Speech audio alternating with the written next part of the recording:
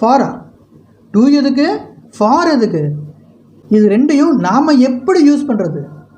அப்படி யூஸ் பண்ணணும்னா ஏதாவது ரூல்ஸ் அண்ட் ரெகுலேஷன்ஸ் இருக்கா? அப்படிங்கிற எல்லா விஷயத்தையும் நாம் இந்த கிளாஸில் பார்க்க போகிறோம். அதுக்கு முன்னால் உங்கள் எல்லாத்துக்கும் sweet greetings. This is Johnson. Welcome to join English.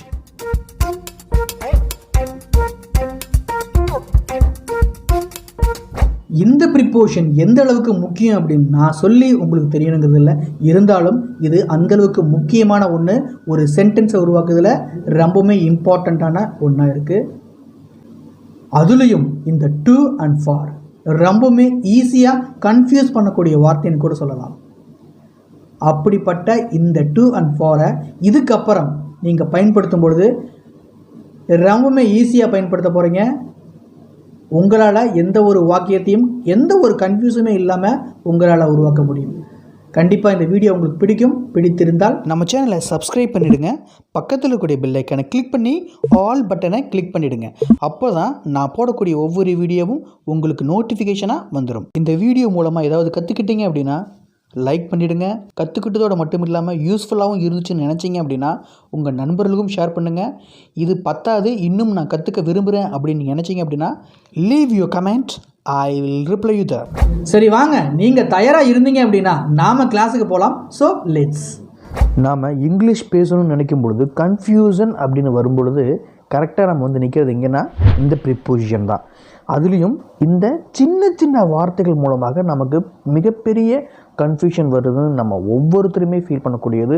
ஆனால் இதை சரியான முறையில் நீங்கள் தெரிஞ்சுக்கிட்டீங்க அப்படின்னா we can make correct sentence. குறிப்பாக இந்த கிளாஸில் டூவா ஃபாரா எந்த வார்த்தை ஆப்டாக இருக்கும் அப்படின்னு நமக்கு பல பேர்த்துக்கு தோணக்கூடிய ஒரு சந்தேகம் தான். அதைத்தான் நம்ம இந்த கிளாஸில் இப்போ பார்க்க போகிறோம். இந்த ரெண்டு வார்த்தைகளுமே நம்மளை ரொம்பவுமே ஈஸியாக கன்ஃபியூஸ் பண்ணக்கூடிய ஒரு வார்த்தைன்னு சொல்லலாம். இப்போது டு அப்படிங்கிற இந்த ப்ரிப்போஷனை எங்கே யூஸ் பண்ணணும், எந்த மாதிரி இடங்களில் யூஸ் பண்ணணும்? முதல்ல யூஸ்ட் டு இண்டிகேட் டெஸ்டினேஷன், அதாவது ஒரு இடத்தை குறிப்பிடுவதற்காக பயன்படுத்தக்கூடிய ப்ரிப்போஷன் தான் டு. அது எந்த மாதிரி பயன்படும் அப்படின்னா I am going to London. I am going, நான் போகிறேன். எங்கே? To London. லண்டன் அப்படின்னு நம்ம டு இல்லாமல் பயன்படுத்தணும் அப்படின்னா I am going London. It's not a proper sentence.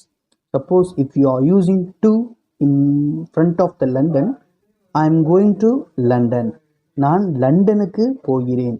அப்போது ஒரு இடத்திற்கு முன்னதாக இந்த டு ப்ரிப்போஷன் பயன்படுத்தப்படும்.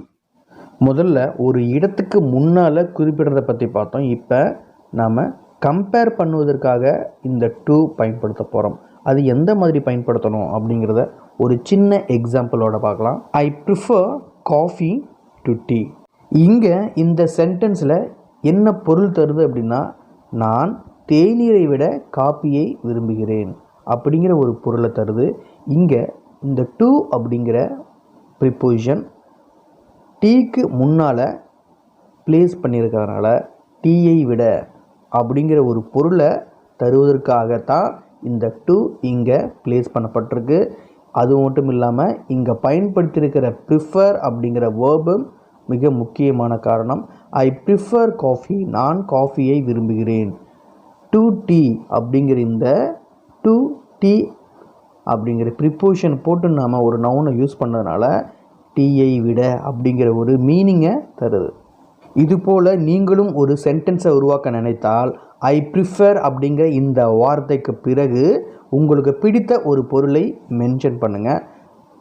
டு அப்படிங்கிற ப்ரிப்போஷனுக்கு பிறகு இதைவிட குறைவாக பிடித்த ஒரு பொருளை நீங்கள் மென்ஷன் பண்ணலாம். அப்படி மென்ஷன் பண்ணும்பொழுது I prefer coffee to tea அப்படிங்கிற ஒரு சென்ஸை தரக்கூடிய ஒரு சென்டென்ஸாக இருக்கும்.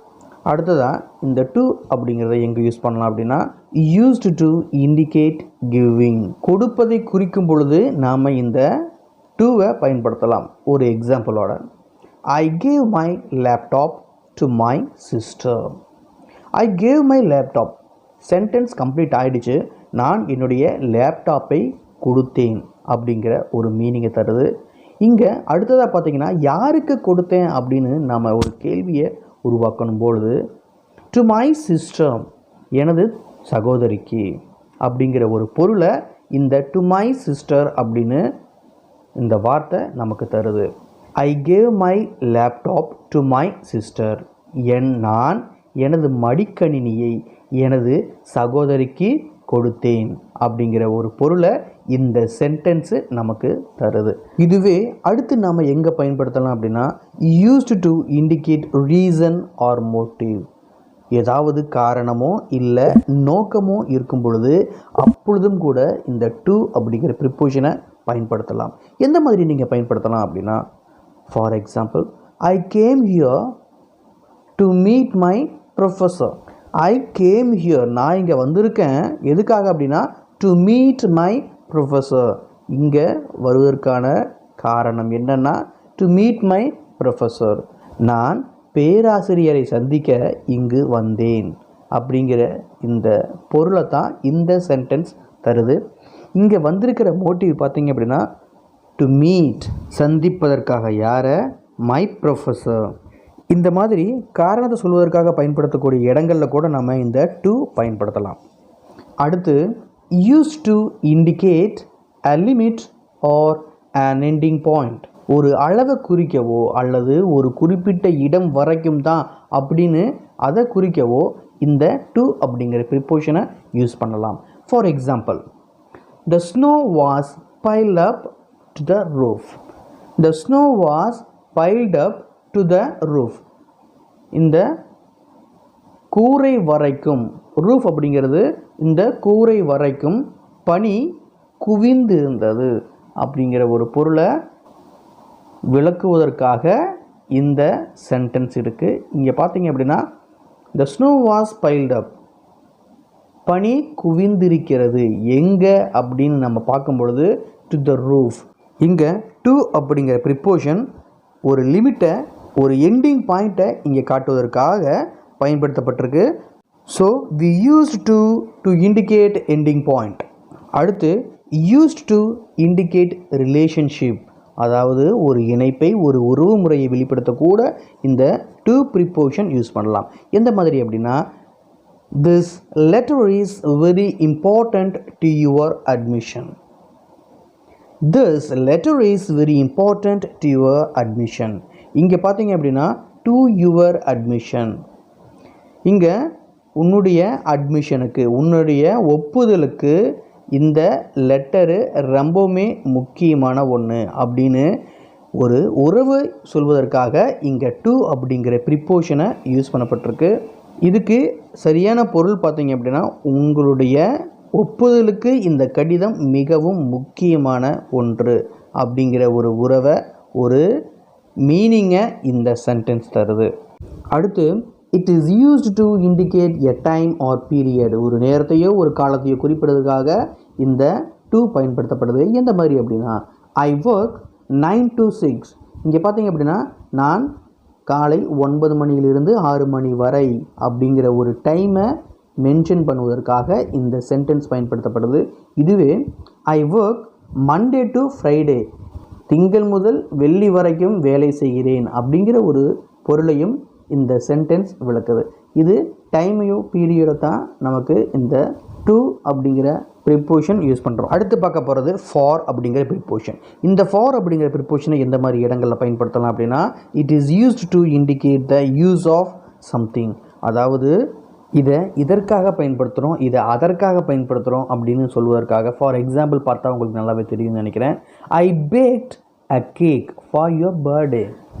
நான் உங்களுடைய பிறந்த நாளுக்காக ஒரு கேக்கு தயாரித்தேன் அப்படிங்கிற பொருளை விளக்குவதற்காக I baked a cake for your birthday. இங்கே பார்த்தீங்க அப்படின்னா, ஃபார் அப்படிங்கிற இந்த ப்ரிப்போசிஷன் உங்களுடைய பிறந்த நாளுக்காக அப்படிங்கிற ஒரு பொருளை தருவதற்காக ஃபார் அப்படிங்கிற ப்ரிப்போசிஷன் யூஸ் பண்ணப்பட்டிருக்கு. அடுத்து, இங்கேயும் நாம் ஒரு ரீசனுக்கோ இல்லை மோட்டிவ்க்கோ ஃபார் யூஸ் பண்ணலாம். எப்படி அப்படின்னா, we feel deeply sorry for your loss. உங்கள் இழப்புக்காக நாங்கள் மிகவும் வருந்துகிறோம். உங்கள் இழப்புக்காக அப்படின்னு ஒரு ரீசன் சொல்லுவதற்காக ஃபார் யுவர் லாஸ், ஃபார் பயன்படுத்தியிருக்கிறோம். we feel deeply sorry for your loss. அடுத்து it is used to indicate time or duration. அதாவது ஒரு எக்ஸாம்பிள் பாருங்கள். I have lived here for 2 years. நான் இங்கு 2 ஆண்டுகளாக வசித்து வருகிறேன். I have lived here for 2 years. 2 வருட காலமாக அப்படின்னு இந்த பொருளை விளக்குவதற்காக இங்கே ஃபார் அப்படிங்கிற ப்ரிப்போஷன் யூஸ் பண்ணப்பட்டிருக்கு. இந்த டைம் டியூரேஷன் 2 வருட காலமாக அப்படின்னு இந்த டைம் டியூரேஷன் சொல்வதற்காக we used for. ஃபாராக இருந்தாலும் சரி, டூவாக இருந்தாலும் சரி, 2 இடங்களிலுமேயே ரீசன் மோட்டிவில் சென்டென்ஸ் உருவாக்கப்படுது. அப்படி உருவாக்கும் பொழுது அதை சரியான முறையில் உருவாக்க சில டிப்ஸ். ரீசன் மோட்டிவில் டு யூஸ் பண்ணும் பொழுது அதை தொடர்ந்து ஒரு வேர்பை பயன்படுத்தினால் அந்த சென்டென்ஸ் மிகவும் சரியான ஒரு சென்டென்ஸாக இருக்கும். இதுவே ரீசன் மோட்டிவில் ஃபார் பயன்படுத்தணும் அப்படின்னா அதை தொடர்ந்து ஒரு நவுனை பயன்படுத்தினால் அதுவும் ஒரு சரியான ஒரு சென்டென்ஸாக இருக்கும். இதை இன்னும் ஈஸியாக புரிஞ்சுக்க ஒரு எக்ஸாம்பிளோட பார்க்கலாம். why did you come here? அதாவது நீ ஏன் இங்கே வந்த அப்படின்னு நம்ம ஒரு கேள்வி கேட்டால் இதுக்கு பதிலாக என்ன சொல்லுவோம் அப்படின்னா, ஒருவேளை டு அப்படிங்கிற ப்ரிப்போஷனை யூஸ் பண்ணி சொன்னால் I came here to meet my friend. நான் இங்கே என்னுடைய ஃப்ரெண்டை பார்க்க வந்தேன் அப்படின்னு டூக்கு பக்கத்தில் ஒரு வேர்பை பயன்படுத்தி ஒரு சென்டென்ஸை உருவாக்கியிருக்கோம். இதே கேள்விக்கு ஃபாரை யூஸ் பண்ணி நீங்கள் பதில் சொல்ல வேண்டியதாக இருந்தால் I came here for my friend. எனது நண்பருக்காக இங்கே வந்தேன். இங்கே ஃபாருக்கு பிறகு ஒரு நவுனை யூஸ் பண்ணியிருக்கோம். இந்த மாதிரி தான் டூக்கு பிறகு வேர்பும் ஃபாருக்கு பிறகு ஒரு நவுனும் பயன்படுத்தி ஒரு சென்டென்ஸை உருவாக்கணும். இப்போது ஈஸியாக உங்களுக்கு புரிஞ்சிருக்கும்னு நினைக்கிறேன். இன்னும் இதில் சந்தேகம் ஏதாவது இருந்துச்சு அப்படின்னா மறக்காமல் கமெண்ட் பண்ணுங்கள், உங்களுக்கு நான் ரிப்ளை பண்ணுறேன். அது மட்டும் இல்லை, வீடியோ பிடித்திருந்தாலும் லைக் பண்ணுங்கள், உங்கள் நண்பர்களுக்கும் ஷேர் பண்ணுங்கள், மறக்காமல் சப்ஸ்கிரைபும் பண்ணிவிடுங்க. மீண்டும் இன்னொரு வகுப்பில் இன்னும் சிறப்பாக சந்திப்போம்.